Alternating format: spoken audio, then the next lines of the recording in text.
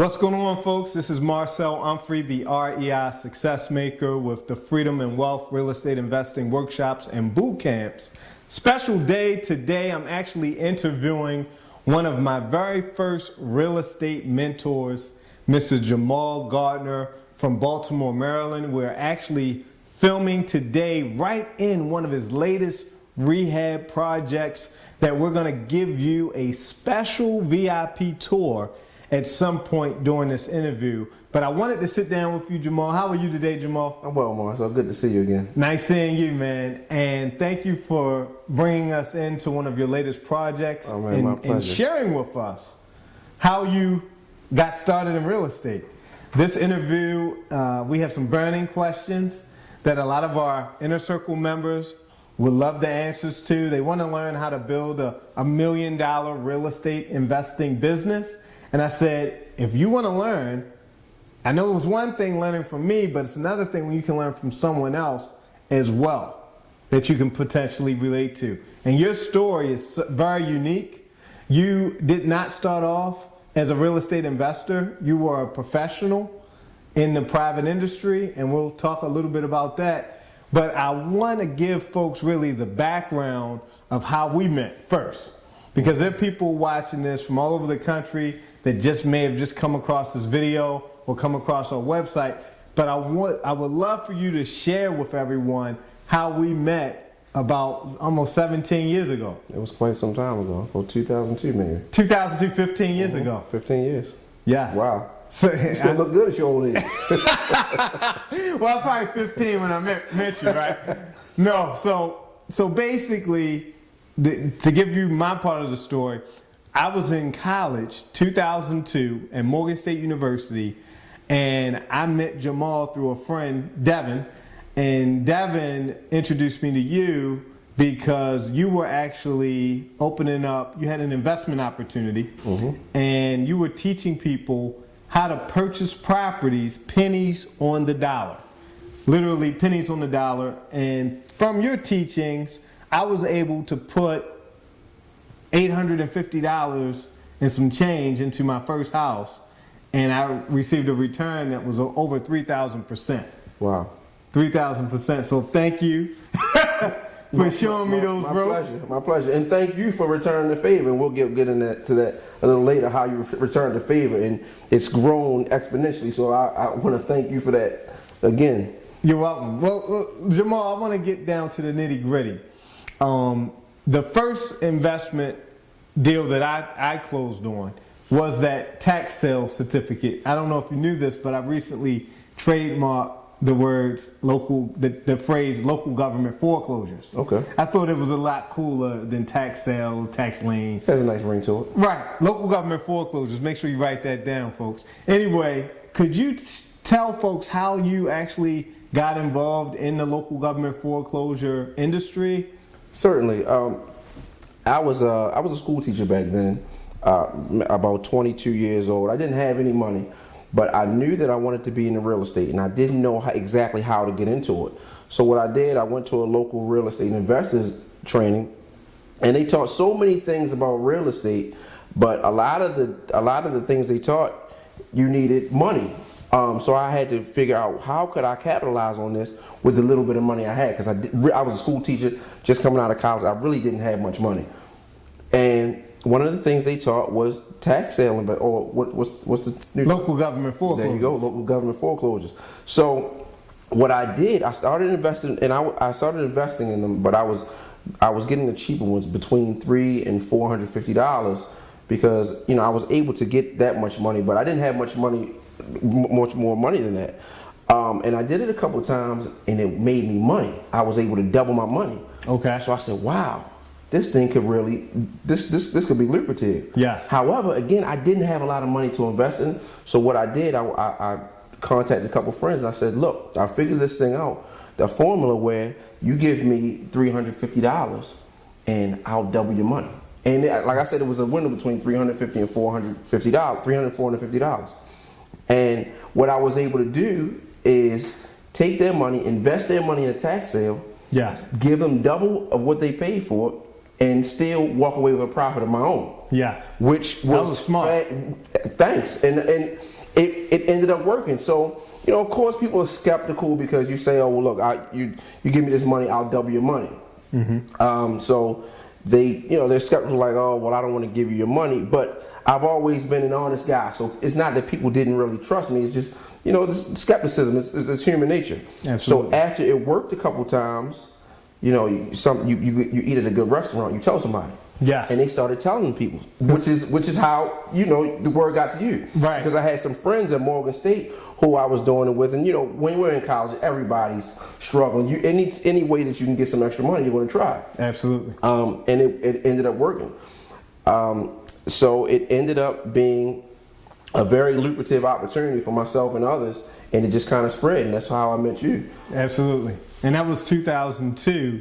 The first time I met you, you showed me how to go down to the municipal building, and I had to make another investment of just $4 during that time period. Probably much more now. It's $10. Okay. I checked. Okay. But now, since local government foreclosures are sold online, there's not a huge pool of properties to select from anymore. And with Baltimore being one of the premier, if not top 10 real estate markets in the country, is now very competitive. But you carved out several other niches in the real estate industry outside of local government foreclosures. You're also rehabbing houses. You're also buying, fixing, and reselling properties at a huge profit, but not just a huge profit. You're offering a great product in your homes to new families, to people that are looking to move up or downsize. You've been able to do this for a number of years. Could you tell the folks what your first real estate deal looked like and how you closed that deal, how you even came across that deal? How'd you get involved in? How'd you get started? Certainly. Well, I always had a thirst for getting into real estate. I always liked nice houses and nice cars. So I knew years ago, before I even started a career in anything, that I wanted to do and go into real estate. So I became a school teacher, but I knew that I didn't want to do that for a long time.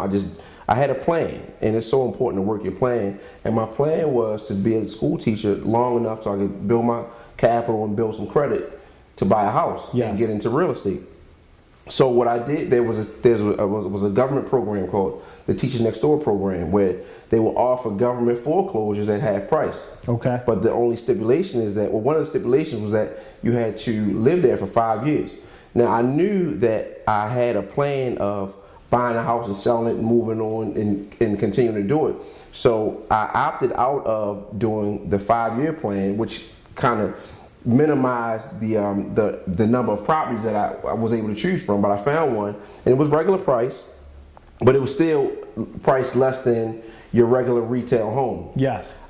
I bought the house. I stayed in there for about a year.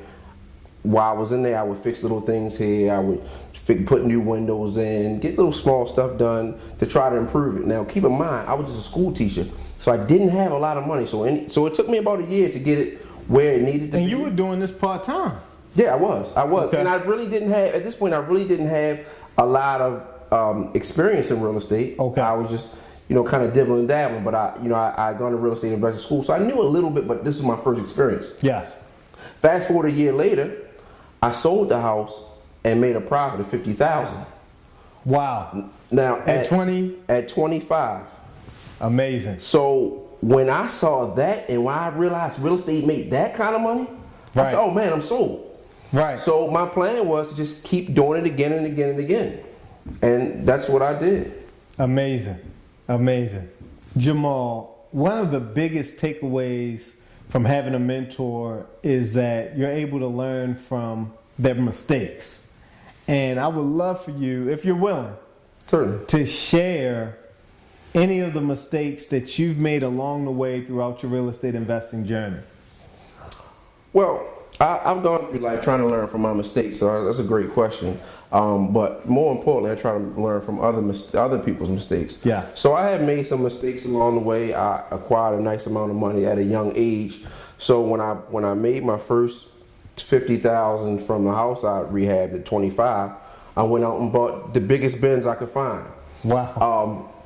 However, I'm so cheap that I put a little aside for the car, and I kept buying real estate. Okay. But a mistake that I made was I went too hard too fast. Okay. And meaning I bought multiple properties. And at this time the market was hot, so I thought the houses would sell forever, and right. the market, the property value would keep going up. So I kept buying properties, and I went from doing one rehab at a time to doing multiple rehabs at a time, which really almost got me in a terrible situation because along came the recession when the market fell out of the bottom of the economy.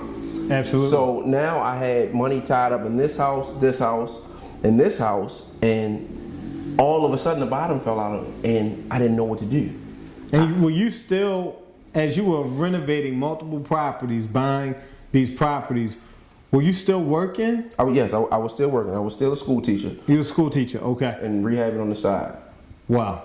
But one mistake that I did make, and I don't know if I had too much of an ambition. I bought a house to live in. Okay. I tore the kitchen out because I planned on redoing the kitchen, redoing the house piece by piece. Okay. So the recession came and I had all my money tied up. So the only way that I could have gotten some money was to refinance my house. But the bank won't refinance a house if it doesn't have a kitchen. Wow. So it put me in. So let me ask, how did you prepare meals and? My mother lived 5 minutes away. You was lucky, man. Yeah. lucky. Yeah. So and I would get criticized by my parents because they would come to my house and say, "When are you going to get a kitchen?" I mean, I didn't have a kitchen for maybe 2-3 years, but every time I got some money, I would go out and buy another house. Right. Because I had this goal. I was 25, 26. Yes. I wanted to be a millionaire. Yes. So I'm thinking, I don't need a kitchen. I'm going to go buy another house. Absolutely. But what happened is I was doing, like the young folks say, I was doing too much at the time. Yes. And I wasn't able to pull any money out of my house when I needed it because I was so busy trying to buy more properties. Okay. So I wouldn't say that it was a mistake. I wouldn't call it a mistake because I didn't go squander the money. I would call it more of a learning experience. Now, yes. One thing that I can say that I wish I would have done early and which would have made me more successful, way more successful now, is to have a mentor or coach at that age. I didn't have a mentor in real estate. So I was kind of flying in front of the seat of my pants. Right. And I didn't have anybody to tap me on my shoulder and say, listen, do this that way, don't do that, turn right there, Absolutely. to plan my route. And that I think was why I ran into the pitfalls that I did because I didn't have a guidance and mentorship or coaching. It's so important when you're trying to be successful, not just in real estate, in anything, because you need somebody who's been there, who's made the mistakes, so they can tell you, don't make this mistake. Yes. Or who have had successes, so they can show you how to be successful. Absolutely. I want to come back and piggyback on the importance of having a mentor later, but I also want to ask you before we move forward, how did you get out of that rough patch? Like a lot of people that I know and that were successful pre the housing crash, they're no longer in real estate anymore. Mm-hmm. A lot of people went back to the 9 to 5 or just kept that 9 to 5. But you actually, out of the recession, became, I call no session proof, but you also became a stay-at-home dad. You no longer have to clock in at the 9 to 5. So what was that rough patch like? Can you take us back to 2008 when the market crashed? You've always talked about owning other businesses. Did you go into any other business ventures? Mm-hmm. Did you take on overtime at the job? Like, what kept you afloat financially? Because when the recession hit, people took a hit on their income. Mm-hmm. So what kind of things did you do mentally, physically, even professionally to sustain and survive those tough years of us pulling out of the housing recession? I'm going to be totally transparent, Marcel. I had a girlfriend at the time. Okay. And we were really close. And she had just refinanced her home. And remember I told you I wasn't able to do anything, refinance, and pull any money out of my house because I didn't have a kitchen. Right. So I made a proposition to her. I said, listen, I want to refinance my house, but I can't because I don't have a kitchen. Would you be willing to loan me the money? Right. So I can get my kitchen done, so I can refinance, and soon as I get the money back, I'll give you the money with a profit. You make a profit off of it. Right. And she agreed, and she gave me the money, and it got me out of my rut. Wow. And I married her. Ladies, that was a nugget right there. If you're looking to get married. No, I'm just kidding, but that's phenomenal. And you know, sometimes that's phenomenal. It is. But you know, I could have given you a politically correct answer, but I just want to be as authentic as possible. Yeah. Sometimes when you're in a rut, you have to lean on your relationships. You have to lean on the influence you have, no matter whether it's your friends, family, whatever. But she believed in you. And she believed in me. Mm-hmm. And that's big. And it paid off. Now, in addition to that, so that kind of got me back afloat because I was able to take money out of my house and breathe a little bit. Okay. But I was so thrown off and sour about real estate at the time that I said, well, I just got to take a break. Now I knew I wasn't going to quit real estate, but I just had to take a break because it was scary. Like it was a point that I didn't know. I said, what am I going to do? I got these houses that are not finished. I can't sell them unless they're finished. Yeah. So I got to figure it out or lose my shirt. Absolutely. And unfortunately, a lot of people lost their shirt. Absolutely. I didn't. I was blessed. So what I did, I changed. I rode in the car one day with my buddy, and he was in the car business, and we took a long ride to an auction one night. And he was like, I got an idea for you. I got a proposition. I said, well, what is it? Okay. He said, I saw a big lot in Northeast Baltimore from the area where he said, we can get it. And we can open up the biggest car lot in one of the biggest car lots in Northeast Baltimore. And I said, well, I got a few pennies left. Let's do it. So it was a group of us, and we ended up opening up a car dealership. Yes. And it started off great. But the bad thing about it, you know, they say timing is everything. Yes. It was a good idea at a bad time. It was still a recession. Yes. So not only was the housing market bad, the economy was bad. So we did this car lot, and it lasted for maybe 2 years, and it sank just like everything else. So again, I'm banging my head into the wall like, wow, what am I going to do now? But my key to success was consistency and resilience. Like, you know, I've read a lot of, you know, I've listened to motivational speaking. They always say you got to fail forward. Right. So I just kept failing. And, you know, I've tried everything, Marcel. I've done network marketing. I've sold knives. I did everything. And, you know, it got to the point where I would come around and my family would say, okay, Jamal, what are you selling now? But I just had to keep trying because I knew at one point, one of these things is going to be my ticket out of the ghetto. You know, right. Not that I was a ghetto, but, you know, theoretically speaking. Right. So, you know, I just kept trying. So while I had this car lot, I ran into a friend, and he said to me, "Hey man, you ran into your boy Marcel Humphrey lately?" And I was like, "No, what's up with him?" Because, you know, we had done business together, but at that point we weren't friends. Right. We just I hadn't seen you in like 6 in a while. years. Yeah. Right. Yeah. So he's like, "Yeah, Marcel's doing really good. He's doing these big things. You need to reach out to him." So around this time, I had a knee injury, a basketball injury, so I was kind of down. I was down for a little while. I couldn't get out of bed for leave the house for like a couple weeks. Okay. So I was playing around on the computer, and I said, well, let me try this Facebook thing out. So I got on there and I started seeing people I knew, and I saw you and I requested you, but around the same time, ironically, I ran into you somewhere. We were at a Roots concert. Okay, Roots concert. We were at a Roots concert. And you gave me this car, and you ran it to me, and you were like, you're like, Jamal, thank you so much. I owe so much of my success to you.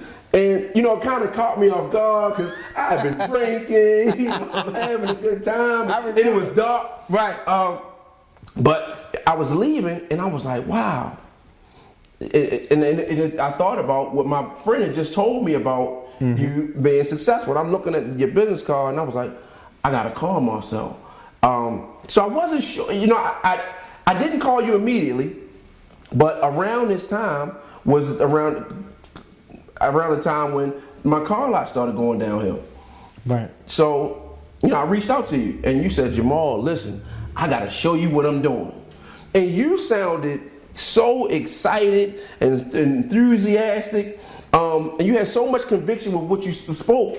I said, I got to go see what he's talking about. So when I talked to you, you were so passionate about what you were doing. And I said, well, what is it, Marcel?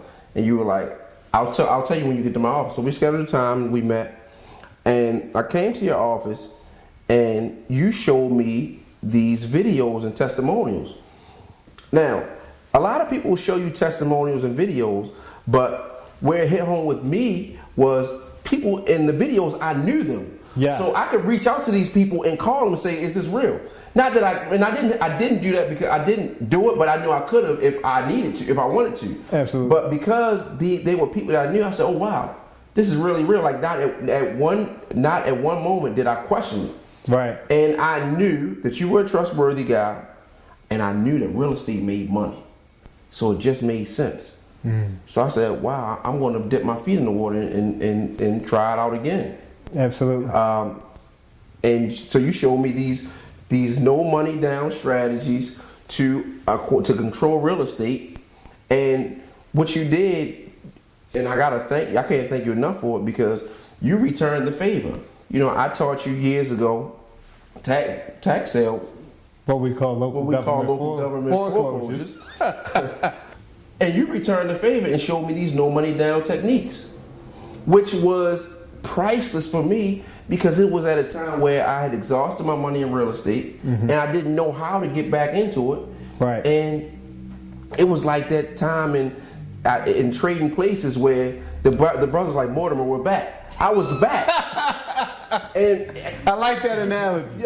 Yeah. That might be dating myself. Right. Millennials won't know what I'm talking about. Right. But I was back, and that really is the reason why I'm sitting here now in this rehab and have done so many more rehabs because that allowed me to put myself back in the game of real estate and build up my capital to be able to rehab, which is my favorite part of real estate. So I thank you for that. Jamal, wouldn't you agree that someone just getting started in real estate should focus on neighborhoods that they're already familiar with?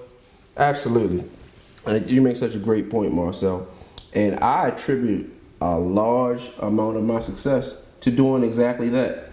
I grew up in this neighborhood. Absolutely. And because of that, people have watched me grow, but they've also watched me for years acquire properties in the neighborhood. And that's one of the biggest questions. People say, well, how do I get started?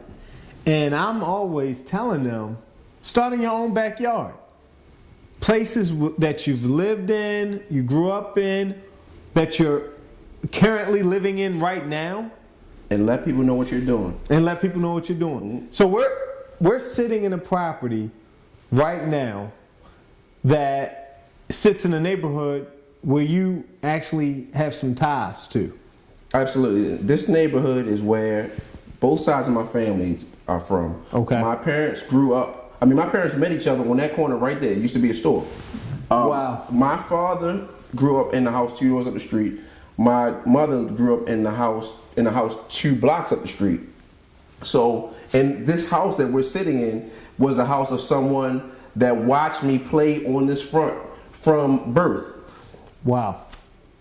And what I did, I just started buying properties in the area. Okay. And people who watched me grow up, they knew that it soon would come to the point that I was the guy in the neighborhood buying the properties. So anytime someone would get old or they would get sick, right, or any questionable property, they would call me. Amazing. So you've controlled over $1 million of real estate. I've controlled about $1 million in real estate. I've bought and sold about $1 million in real estate just in this 1 block radius. 1 block radius. And we're going to visit a house that you recently purchased that's currently under construction. Mm-hmm. Doing this interview as well. So that's going to be really cool for all of you to see kind of where a project like this starts. This house is almost over 3,000 square feet, fully renovated. You want to see the before and the after. So we're going to be able to show our viewers that today, correct? Correct. Now, I got to warn you, it's ugly. It's ugly. And that's the thing. We're going to share the good, the bad, and the ugly, folks. It's not for the faint of heart, but it will end up turning out like this. Amazing. Amazing. So the story of this property, like we're sitting in this newly renovated home. Number one, how much did you purchase it for? I purchased this property for about $80,000. It was $80,000. $80,000. Mm-hmm. Did you use any of your own money to do that? I got a hard money loan. Okay, hard money loan. And I put in about $64,000. So altogether, I'm in this property at about $150,000. Amazing. And go ahead. Now, not to cut you off, but a lot of people say, well, how can I start out in real estate? They ask that question. How can I start out in real estate and I don't have any credit? Now, did the hard money lender require you to have a good credit score? Yeah, he did. And hard money, for a lot of you who don't know about hard money, it's like a sliding scale. They want to see what your credentials are. They want to see how your credit is, how much equity you have in the home you may have, how much money you have in the bank, also how much you made on your previous years. They want to see your tax returns, so on and so forth. But it's good because it's private money, so it might be like I'm borrowing money from you. So you're just a guy with money.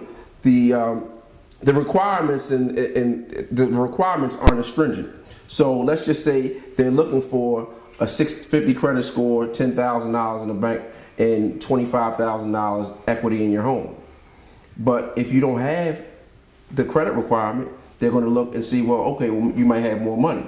If you have the money requirement, they say you might have a better credit requirement. So it's a sliding scale. It kind of balances out, and they look to see what the LTV is of the house. LTV being loan to value. They want to see if the house is worth them taking the gamble and investing their monny into. Absolutely. So what they did, they looked at my credit, and I thought it was going to be tough for me because I no longer have a 9-to-5. Okay. And you'll find it sometimes difficult to get a loan when you don't have W-2s. Right. So they looked at, and that's why it's so important to file your taxes. A lot of us are scared to go, or apprehensive, should I say, to file your taxes, or if you make a lot of money, cash, you don't want to file what you make.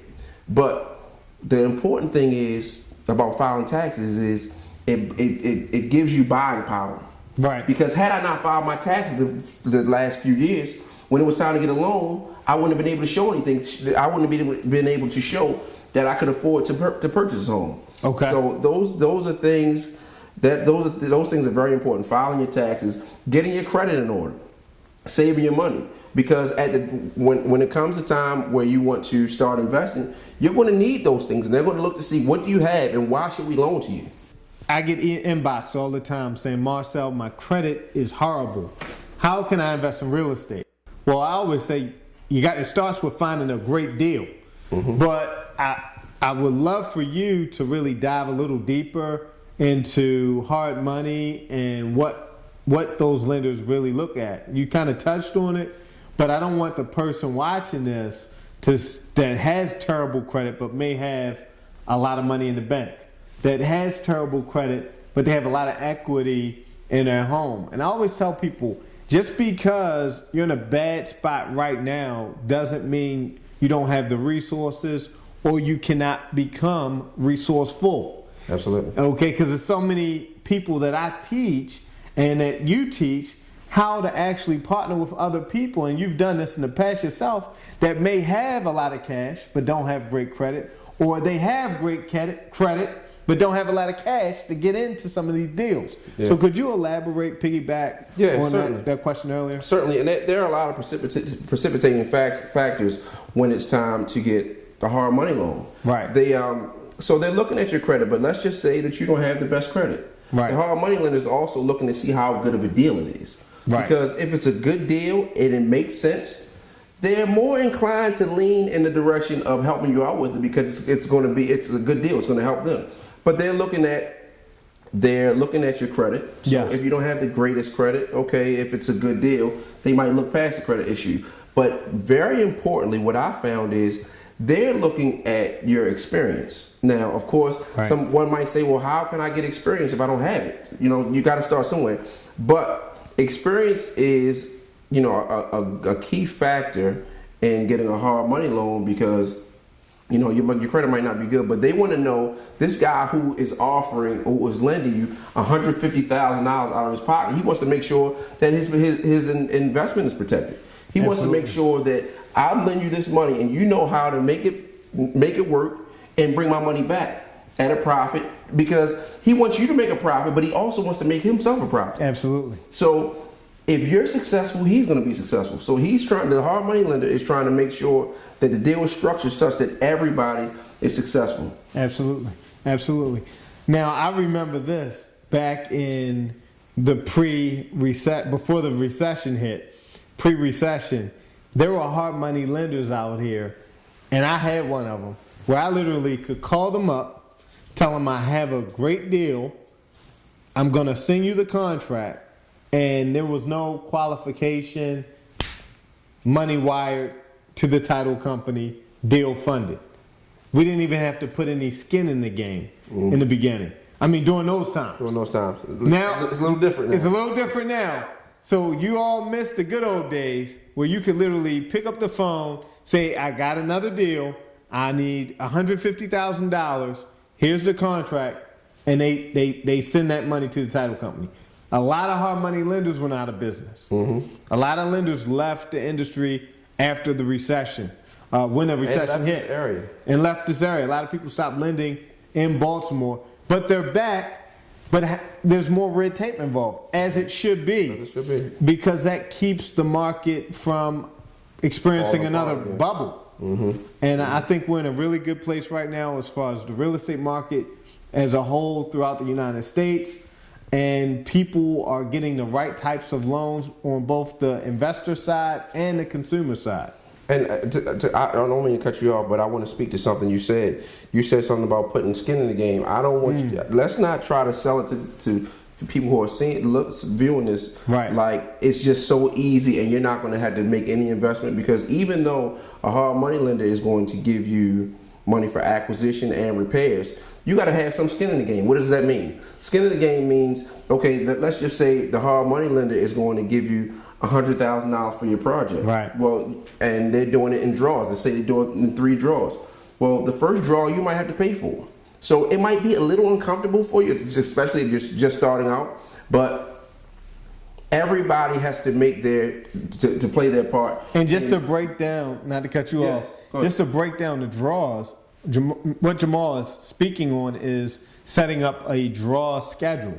Mm-hmm. So when you do a project like this, you're going through different phases of that project. So draw 1 may be demolition, framing, insulation, electrical, just to give an example. Mm-hmm. Or it may be exterior work, landscaping, painting, whatever the first couple of objectives or tasks of your project, that's going to fall in draw number 1. Now, my rule of thumb is to create at least 4 draws, but there could be 1 or 2 or even 3 or even 5. It depends on you, the investor, and also the project. So I didn't I want to go back to what you were saying. And I was just talking about the whole process.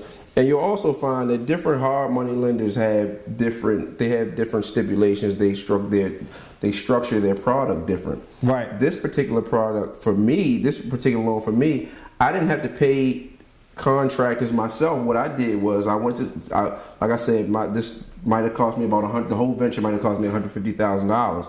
I had to come to the table with about $20,000, which took care of closing costs, but it also paid for 6 months of payments. Wow. So now I don't have to worry about making a payment every month. I did that in the beginning, but I had plenty of skin in the game. Right. So now my lender knows I'm not going to run off. I've put a considerable amount of money into this project, but now in turn, he deals directly with the contractor. I've used his contractors, which made it so much easy for me because, as you know, being a real estate investor, yes, one of the biggest hurdles is finding a good contractor and making sure that they operate with integrity and do what they're supposed to do and show fidelity. Absolutely. Because a good contractor is so hard to find, and it will make or break your project. So let's get this right. And this is very rare, but you were able to invest $20,000 into a deal. You own 100% of this property. Okay, you do have a lien against it, a loan against the property. Mm-hmm. However, the people that loaned you the money also pretty much guaranteed your success in this deal because you're using their contractors. Absolutely. Priceless. Priceless. And I was so excited about it because, you always run around when you're ready to start a new project. You're trying to decide, well, should I use this contractor? Well, should I use that? Well, he's good, but he's not the best business guy. Well, he's a good business guy, but he's not as good. He doesn't do finishing. So what my hard money lender did, he said, listen, no disrespect to you, but I would rather use my own guys to finish your project. And I said, oh my gosh, I totally agree. That's one less thing I got to worry about. That's the biggest thing I had to worry about. Right. So being that my lender was able to do that for me, all I had to do was pretty much ride the wave and wait for it to finish and put it on the market. Absolutely. So Jamal, I remember when you came to the office, you brought a friend who seemed to be interested in investing in real estate, but left a little skeptical, like a lot of people that come out to our free workshops, that come out to our boot camps, that may be even watching this video or attending one of our webinars.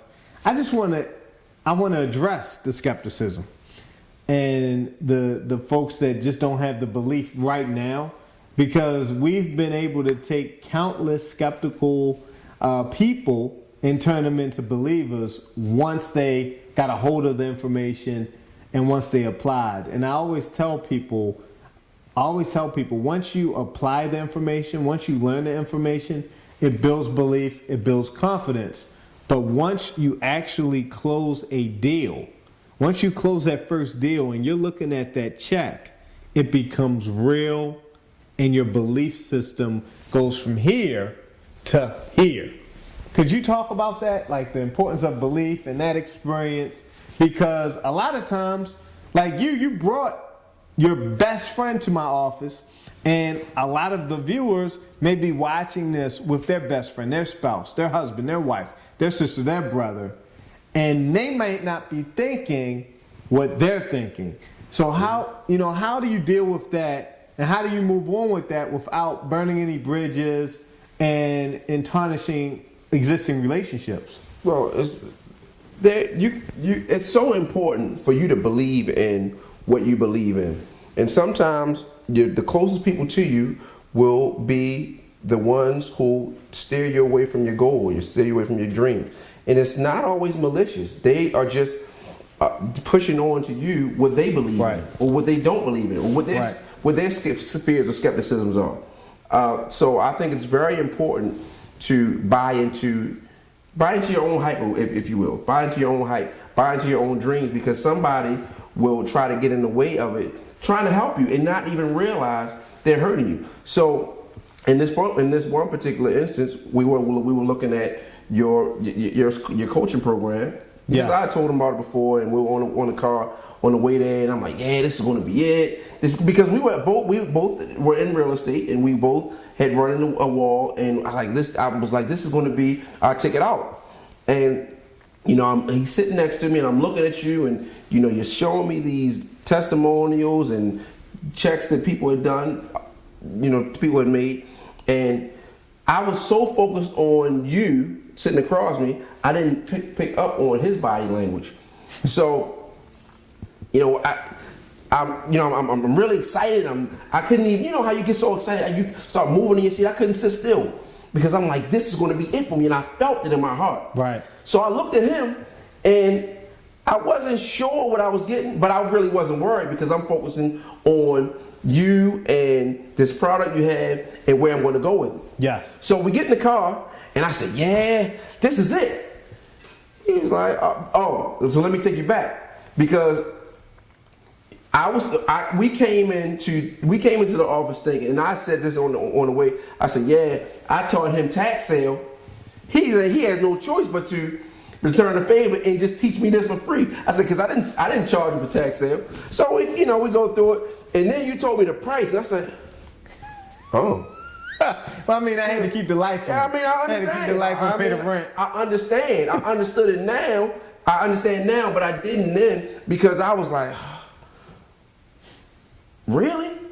But what I realized is you had to keep the lights on. But more importantly for me, if I would have gotten it for free, I wouldn't have respected it. Right. Sometimes when we receive things for free, we don't value it as much. Absolutely. In life, you have to earn things because if it's given to you, you're not going to appreciate it and you're going to squander it. Had you given me the knowledge that you gave me for free, I may or may not have taken advantage of it and made it work for me. Mm-hmm. So, yeah, I didn't want to hear it then, but you know, in hindsight, I respect it and I appreciate it. Absolutely. So, you know, it's like the old adage: you get what you pay for. You are paying for something, and it's going to reap the rewards. You know, the bigger the risk, the bigger the reward. Okay. So we get in the car, and he was like, man, I'm not paying that money for that. We can go to the courthouse, and we can do this, and we can do everything he talked about doing.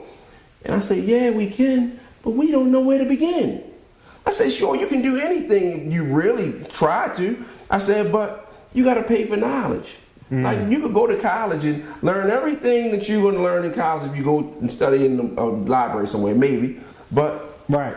So it just made sense to me to pay for. So, you know, a lot of times we do what our friends do. You know, they say we're like the people that we're around the most. Right. So I could have easily been swayed and said, okay, well, yeah, maybe it's all hype. Maybe I'm just not going to do it. So, but I just felt so convicted that this was what I needed to do, and I did it. So he of course, he decided not to do it, and I did it.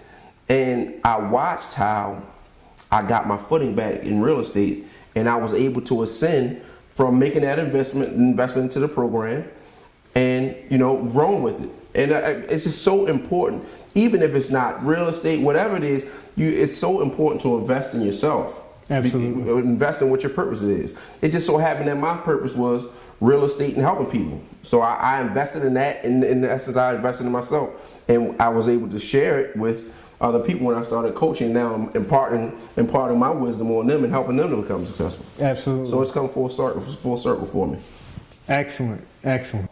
Why should people, our viewers, why should they consider learning how to invest in real estate? That's such a great question.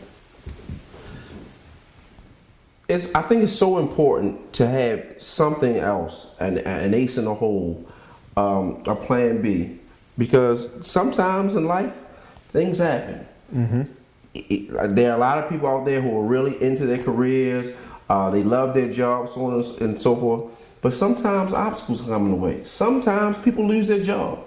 Right. When I lost my job some 5 years ago in the school system, and I didn't, you know, I haven't shared this with a lot of people. I'll just share it between me and you. I lost my job in the school system 5 years ago. And had I not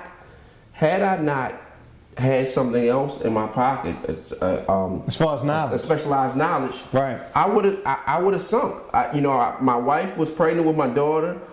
It was really a trying time. Wow.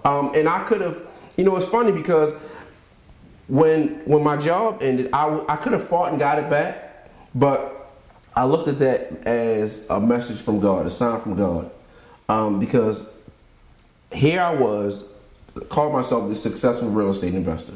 I'm coaching people how to be successful in real estate, yet I'm going to work for somebody else every day. Wow. And I looked at it like, wow, I'm not really being authentic.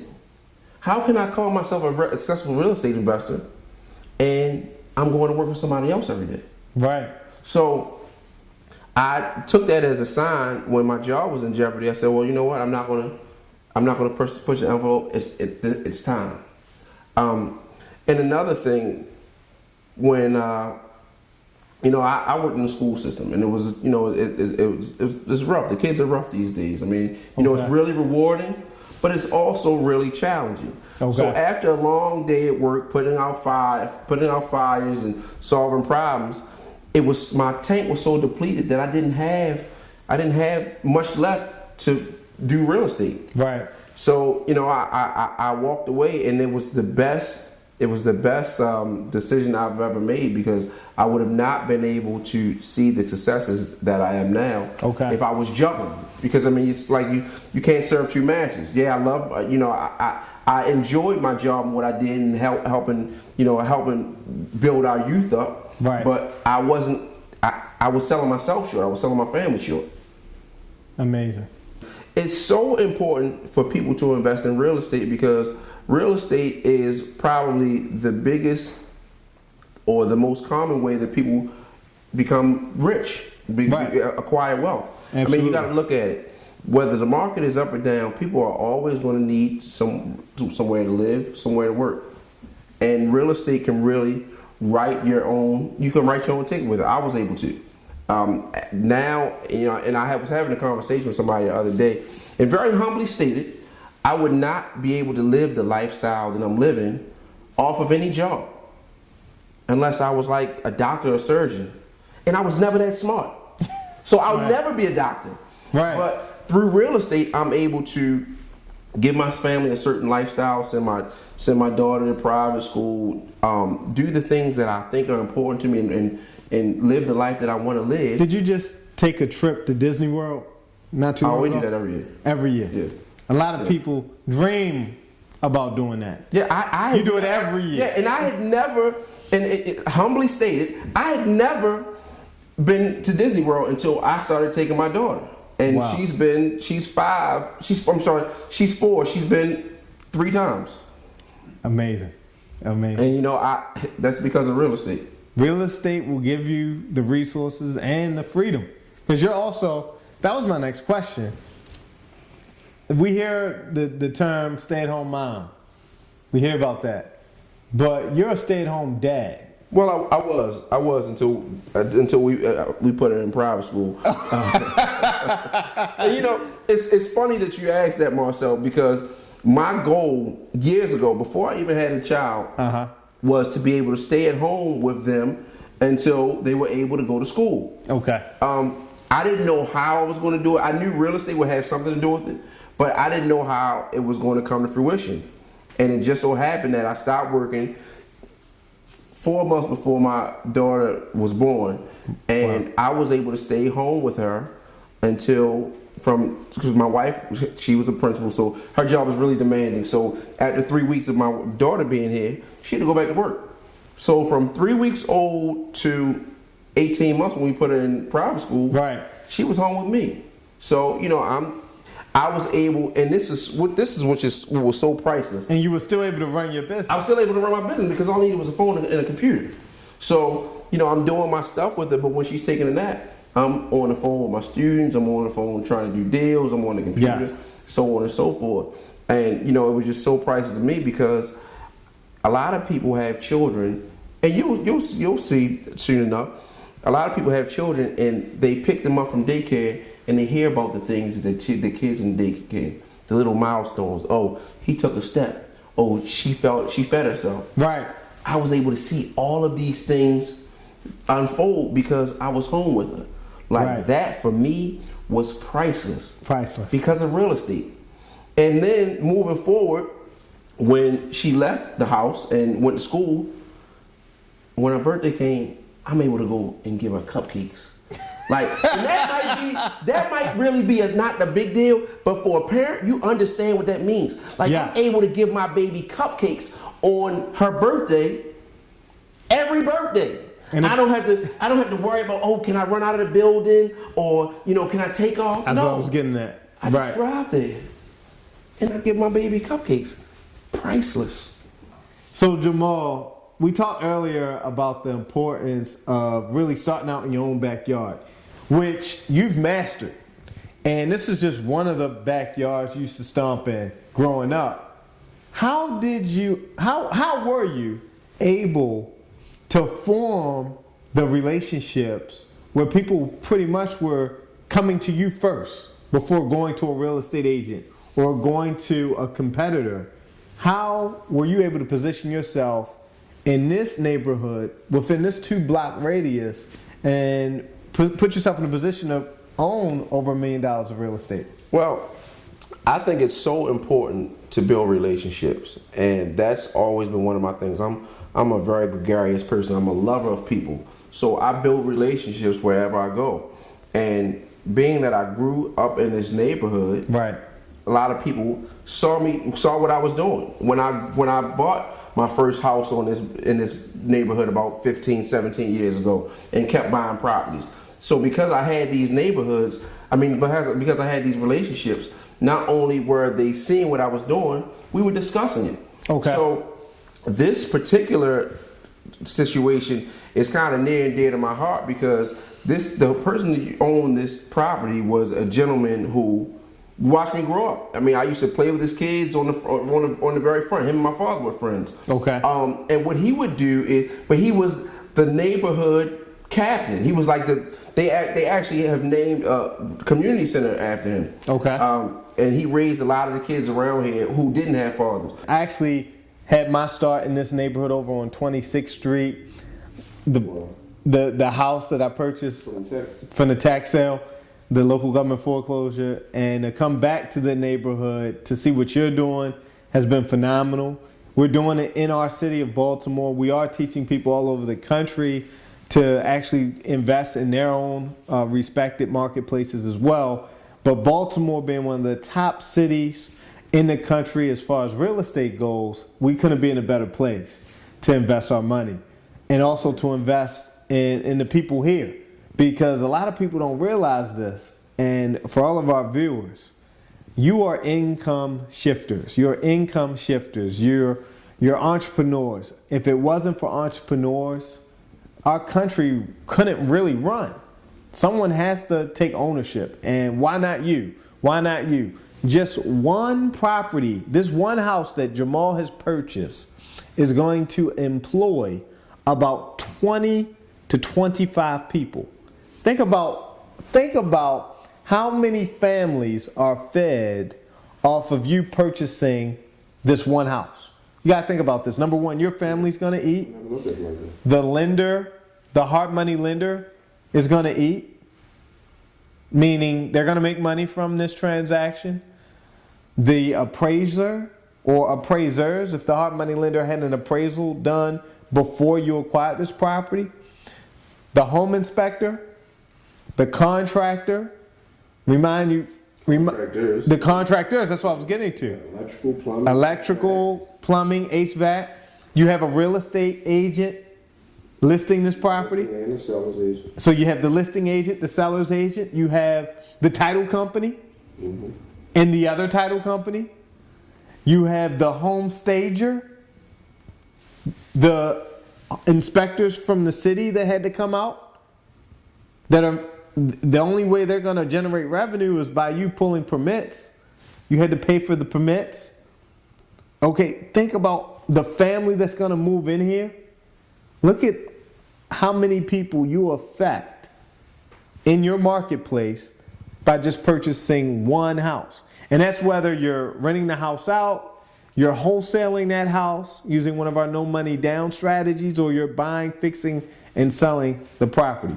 So you affect a lot of different people just by taking action and implementing some of the strategies that we teach. But more importantly, you're positioning yourself to build wealth and to leave a legacy. And you talked about your daughter. You know, what does legacy and building wealth mean to you, like with real estate? Like, where do you see this investment in your business that you've built? Where do you see that in the next 15 to 30 years? So there's so many points that you touched on that I want to respond to. You know, Baltimore is a hot market, and you know it's so important to take control of an opportunity when it's presented to you. Like, we are in one of the hottest markets in the country, whether people choose to realize. Right. You know, whether you realize it or not. And I think legacy is so important because, you know, and you touched on how many people are affected just by just this one project. And I never thought about that, Marcel. And I just look at it like we are improving the face of Baltimore. Not right. only are we giving it a facelift, but we're feeding families. Absolutely. We are helping the community. We are building the economy. And as far as legacy is concerned, you know, when my daughter gets to a certain age, I'm going to teach her real estate. So, you know, years ago we had one of our boot camps, and I said my goal is to make it that my daughter never has to fill out a job application if she doesn't want to. And I just think it's so important to leave that for our children. Yes. I wish, and this is no jab to my parents, but right. I wish that my parents would have left something for me so I wouldn't have had to work so hard to get where I want to. What they did leave for me, what they instilled in me is a work ethic. You know, they instilled in me the value of integrity and being honest. They gave you that platform. They gave me that platform. Yeah. So now it's time for me to build on that legacy that they left for me and leave a legacy for those behind me. You know, for other generations, and not even just my children, right. other people's children. So I mean, because the fact of the matter is, it's so important to be successful, but it's even more important to leave a legacy and to help others and be philanthropic. Absolutely. So, you know, I just feel like it's really important for me to set this platform, like you said, so, you know, after I'm gone, someone else can benefit from what I've laid out. Absolutely. So, ladies and gentlemen, this has been a phenomenal interview with Jamal Gardner, who has shared a ton of nuggets, and I'm sure all of you were taking notes. But it's only one more thing to do, and that's for you to take massive action and to meet us at the closing table. Thank you, Jamal. Thank you. My pleasure.